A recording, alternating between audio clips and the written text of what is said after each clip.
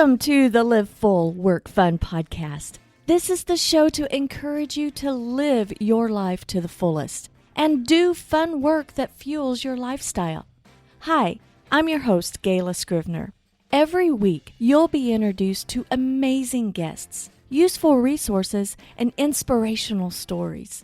You'll discover opportunities and perspectives to shape your version of living full and working fun.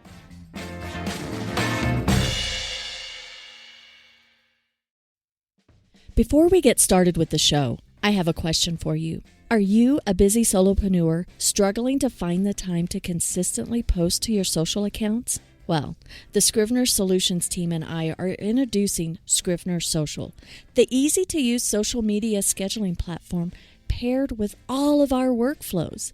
It simplifies the entire posting process, saving you time and boosting your social media marketing efforts. Here's how it works. First, you subscribe to Scrivener Social, choosing the support level that best fits your needs. Second, we have onboarding calls to help you set up your account and give you the guidance for streamlining your posting process. Third, you implement your plan using our workflows to get more out of your social media marketing. Now, you could continue to do it alone, being frustrated and feeling guilty that you never get around to posting to your social accounts for your small business. Or you could save time, energy, and frustration by using an easy-to-use social scheduling platform backed by a support team that helps you streamline the whole process. You deserve a system that makes posting to your social media faster and more efficient. Go to scrivenersocial.com and subscribe today. Now, on to the show.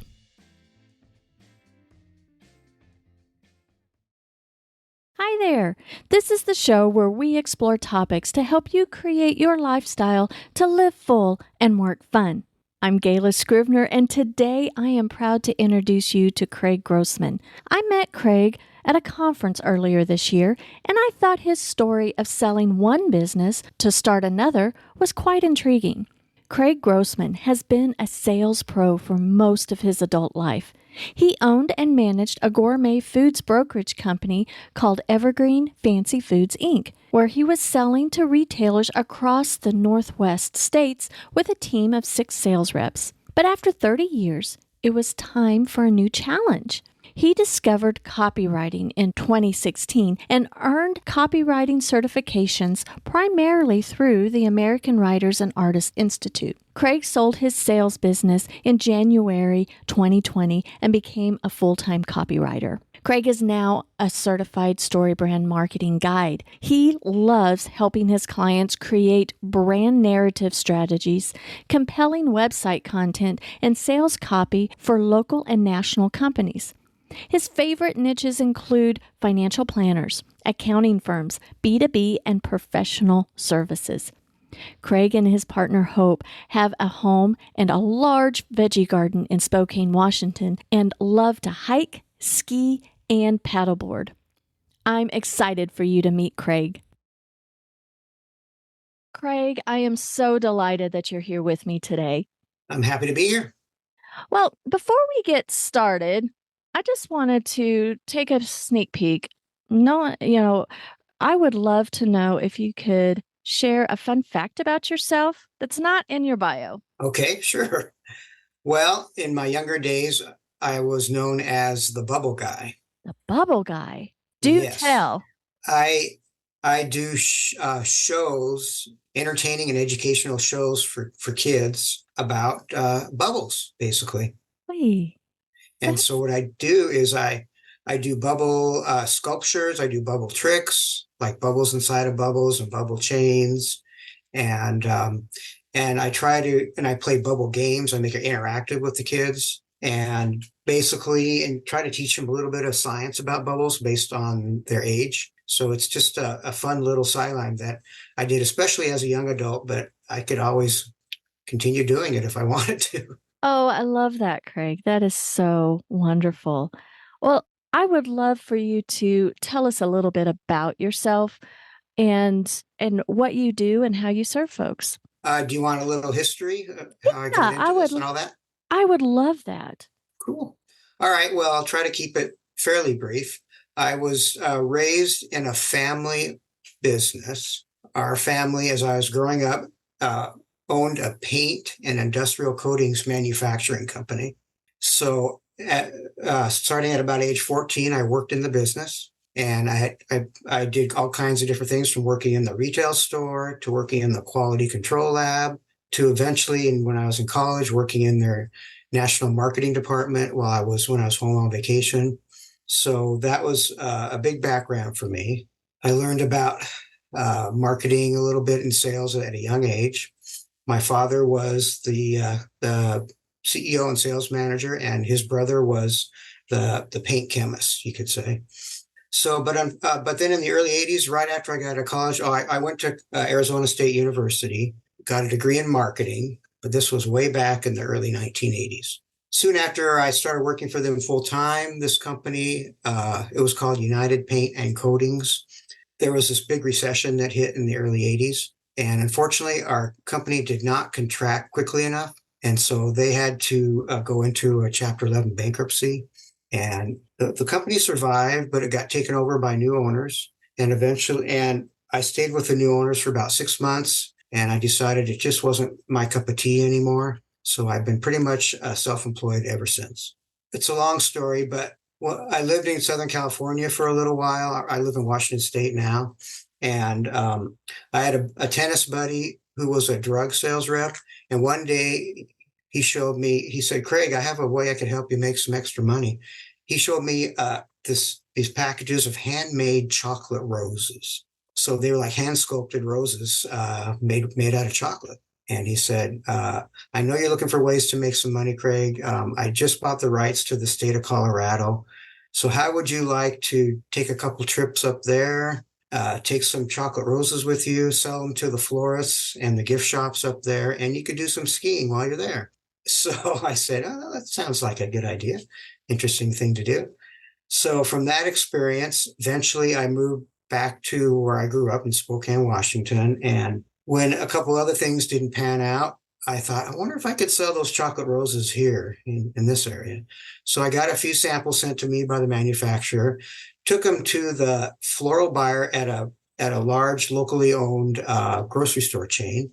And the buyer there said, oh, Craig, these are beautiful. Yeah, you can sell these to my stores. So I thought, well, why not? So from there, I basically launched a gourmet foods, candy, and natural foods brokerage business. And that was all about basically selling products into local retail stores. And it didn't take me long to create a team of about 6 sales reps. And I had a full-time office manager, and we were pretty successful. And I did it for basically over 25 years. Long Nice. time. Yes. Yeah, it was good. But after a while, I started thinking, well, it's kind of the same cycle every year in and year out. We did a couple trade shows a year, and I was on the road a lot, making sales calls and managing my sales reps.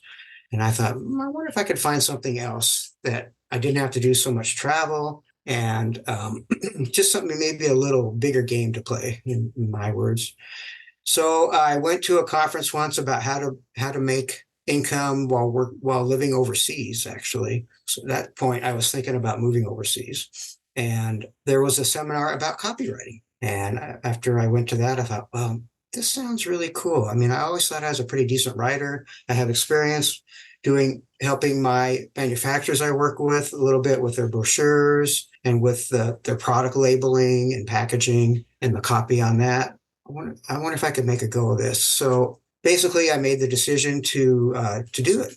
I started taking courses through a group called AWAI, American Writers and Artists, and I put my business for sale in 2018, and it took about 2 years to finally sell it.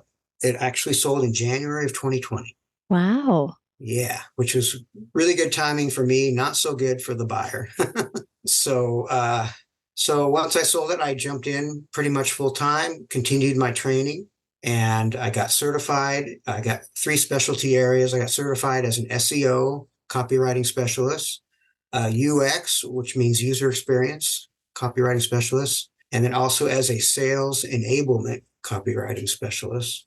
So Nice. those three certifications really added to my credibility. And then I discovered Story Brand a couple years ago, and I decided to become a Story Brand guide, certified guide. And after doing that, a lot of doors have really opened up for me because a lot of business owners and marketing people at least know a little bit about Story Brand. Some know a lot about it, and they know the value of having someone who's trained in that help them basically with their content and their sales copy. Awesome, Craig. Now, you shifting from 25 years of managing a gourmet food brokerage company Yes, to copywriting. yes. That seems like a big shift of careers. Was it? In a lot of ways, yes.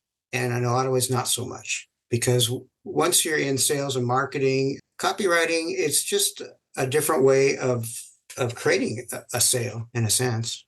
Mhm. Because you're always, at least in sales copy, you're always looking for what the benefits are to the client and that sort of thing, which is what I did every day as a sales guy in my marketing business with the gourmet foods. So what attracted you to copywriting is what I was gathering is that you were seeking something that wasn't so taxing on travel. You wanted That's a lot to. of it. Yeah. Mhm. And it's just a bit more creative for me.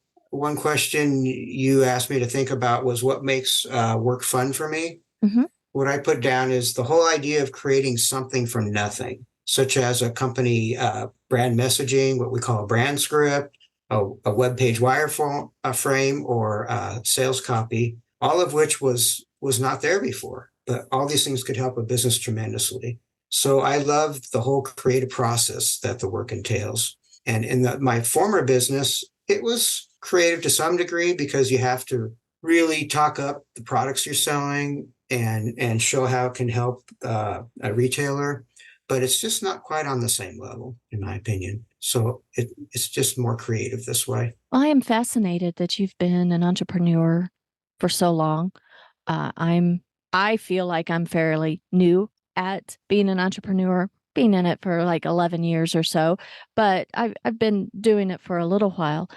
A lot of our listeners have worked for someone else, and you were raised in a family business. So Correct. you have had entrepreneurial role models.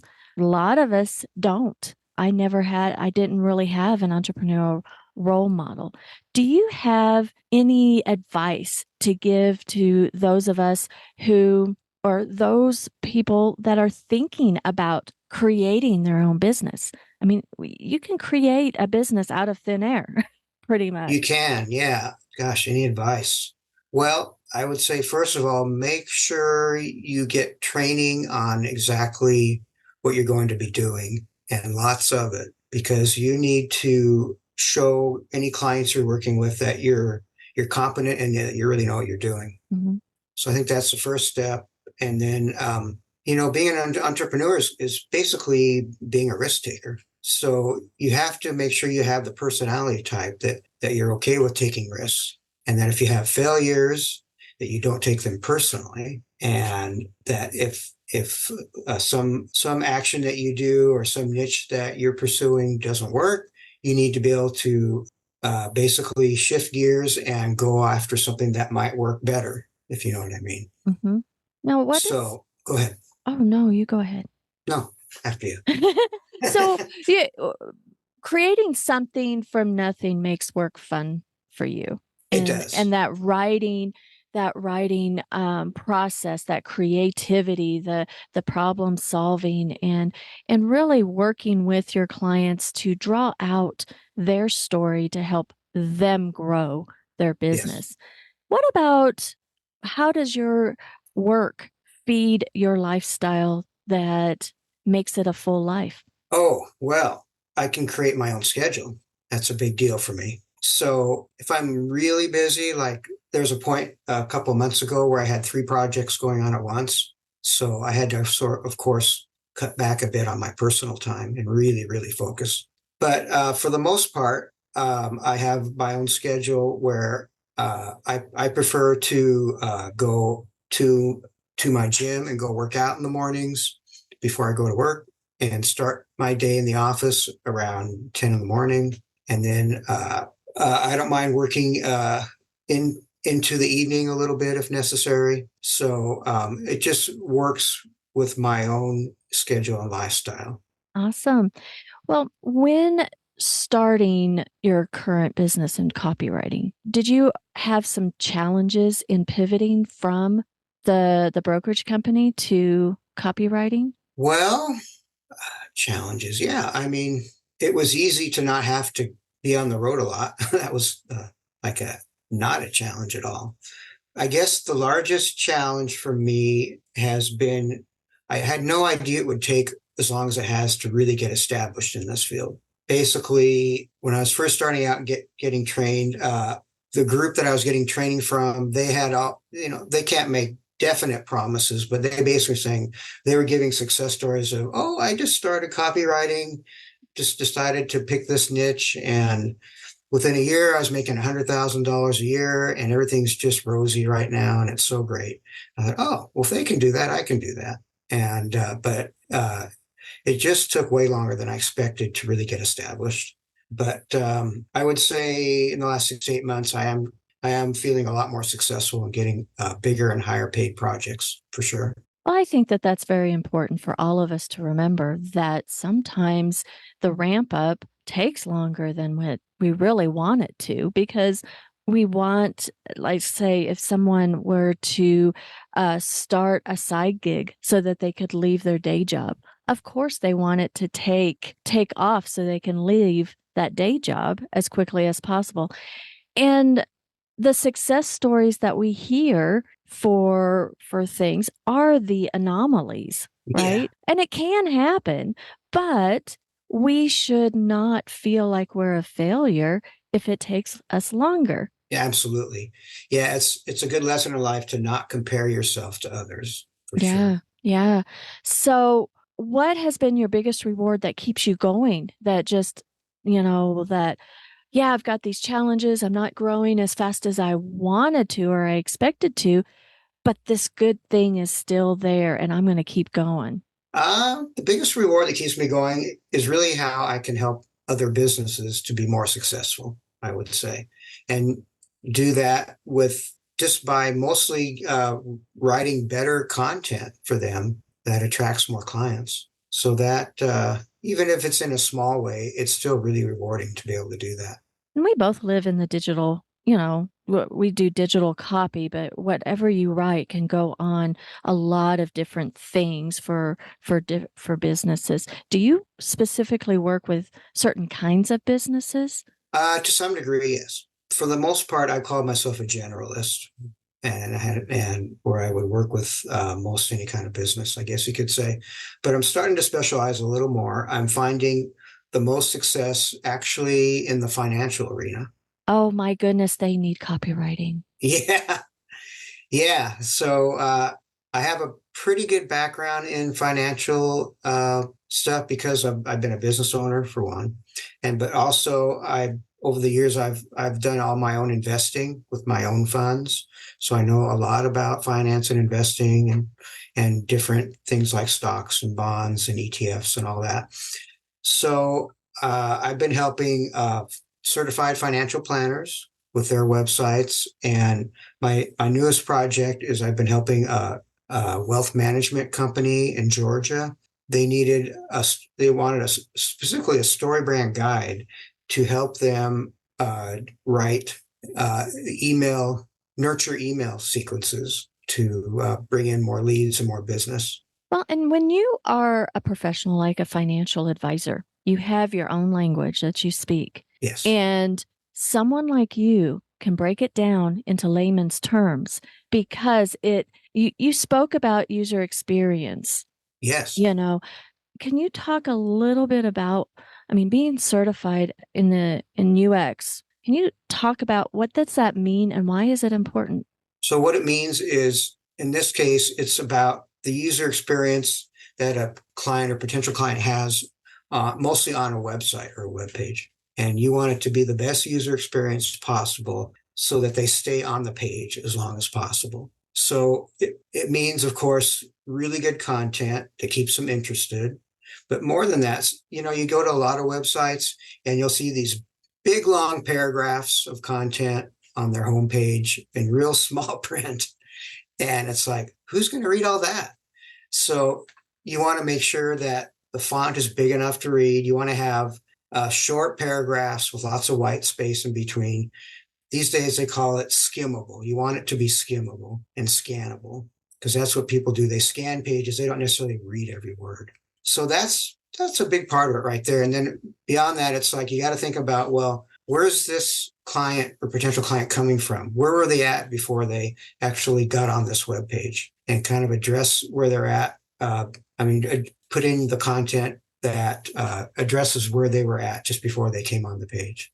So things like that, just to create a great user experience. Yeah. And that is so important to always keep the prospect or the customer in mind. So Absolutely. they know what path to go and something, you're specializing in financial advising right now, and as well as some others. But something like that can really intimidate folks. Yeah. And to break it down and to make it easy and inviting to make their customers successful. So that is so cool. Yeah. And plus, of course, with the story brand training I've had, it kind of gets drilled into you that you've always got to look at content and sales copy from your client's customer's point of view. How can you solve their issues and problems that they have right now? Right. So that's actually important for user experience too. Right.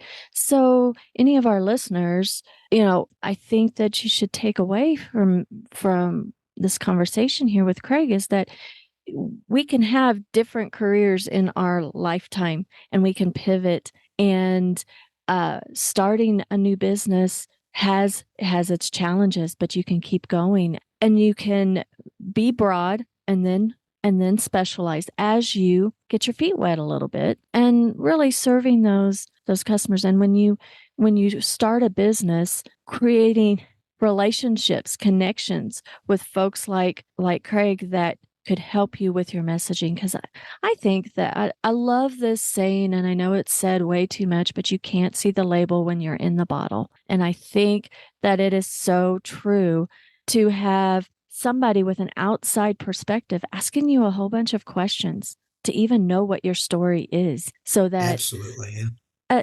a potential customer could just, like a light bulb goes off. It's like, well, I know who you are and what you do and how you can solve my problem. That's the most important thing. How do you solve my problem?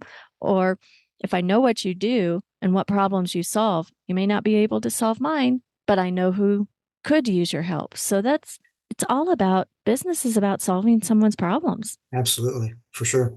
Awesome. Now, would you do anything differently in starting your copywriting business, looking back? That's a good question.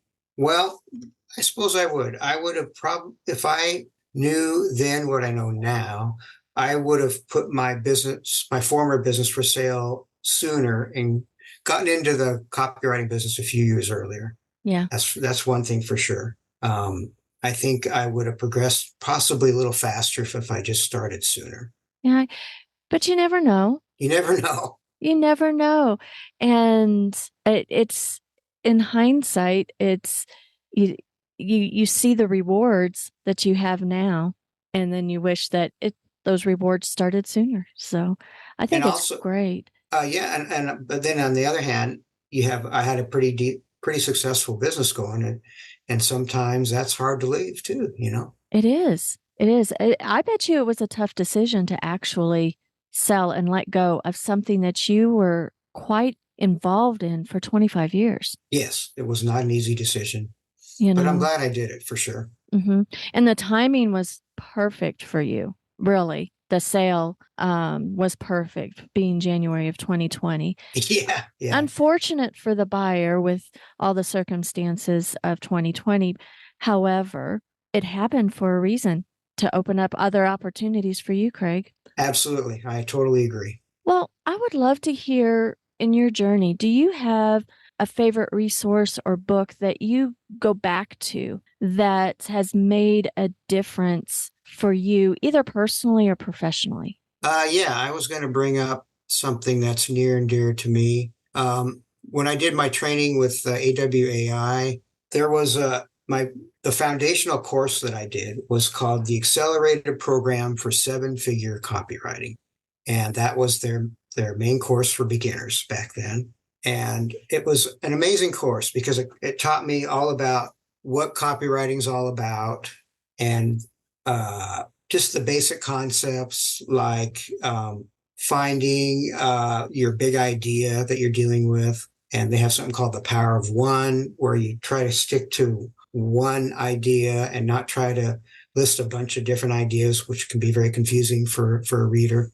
And then the different parts of a sales letter, like the headline and the subheads and the body, all these different parts, and how to list out all the benefits.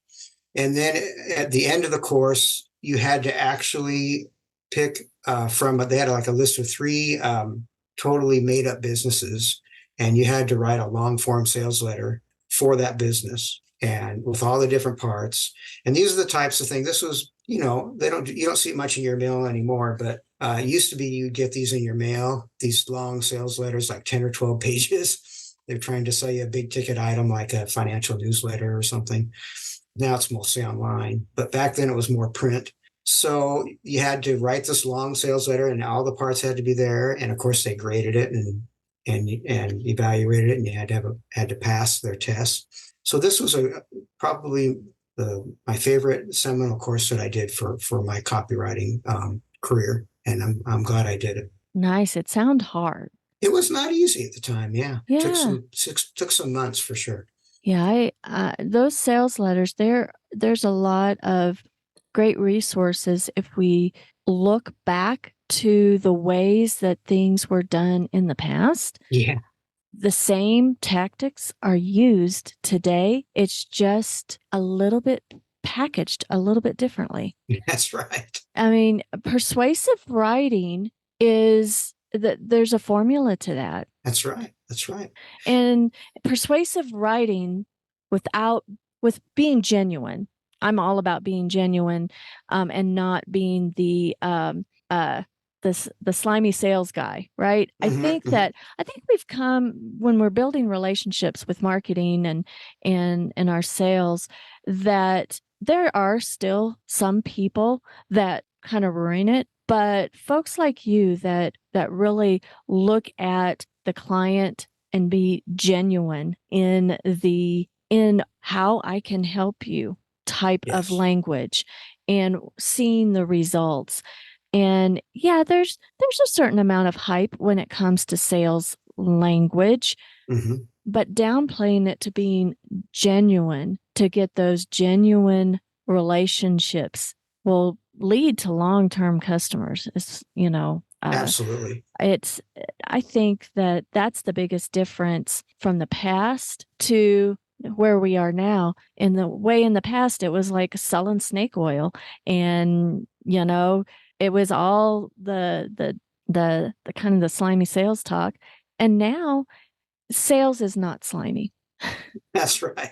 Well, plus these days, a company has to be a bit concerned about like customer reviews or feedback they get. All those it's the reputation management, right? And if they want to be in business long term, that reputation needs to be there and all of these reviews and these comments are instant. Yeah. And it can take an instant to get a ripple around the world of some sort of weirdness that's happening, Yeah, that's for sure. So that's scary and exciting at the same time, So I know that you have a fantastic free resource on your website, and can you talk about that a little bit? It's about what's missing from websites. Yeah, I haven't actually. It's long enough to be considered an ebook. Nice. I mean, it's not super long, but I thought it was just going to be like a PDF thing, but it's a handful of pages. But it's called "What's Missing from Your Website: 12 Rookie Website Mistakes and how to fix them. Awesome. I perused around that, and it is a fantastic resource. I encourage everyone listening to go to Craig's website and download it. And by the way, Craig, how can people stay in contact with you? That's easy. They can email me. Is it okay if I give out my email address? Sure. It's just simply Craig, CRAIG, at fabulouscopy.com. That's the name of my business, Fabulous Copy. So they can email me. They can connect with me on LinkedIn. I have a pretty strong presence there. So, or they can go to my website and go to my contact page and jot down a contact request. So that's a few ways. That is wonderful, Craig. I'm going to have all of those links down in the show notes. And it has been a pleasure speaking with you today. And thank you again for joining us. And I hope you have a fantastic week. Thanks so much. I really appreciate being part of this podcast. And it's been really fun. Thanks so much. Thank you. Well, thanks for being here with me today. Be sure to scroll down to the show notes and get the links to Craig's website, where you'll be able to get his free ebook, What's Missing from Your Website. It's a great resource, and I recommend grabbing your copy. But let's continue this conversation, shall we? Hop over to Facebook and post what your biggest takeaway from today's show was in the Live Full, Work Fun group. Well, thanks again for listening. Until next time, have a fantastic week. Live full, work fun. This episode has been brought to you by Scrivener Social, the easy-to-use social scheduling platform built for the busy solopreneur. You deserve a system that makes posting to your social media faster and more efficient. Go to scrivenersocial.com and subscribe today.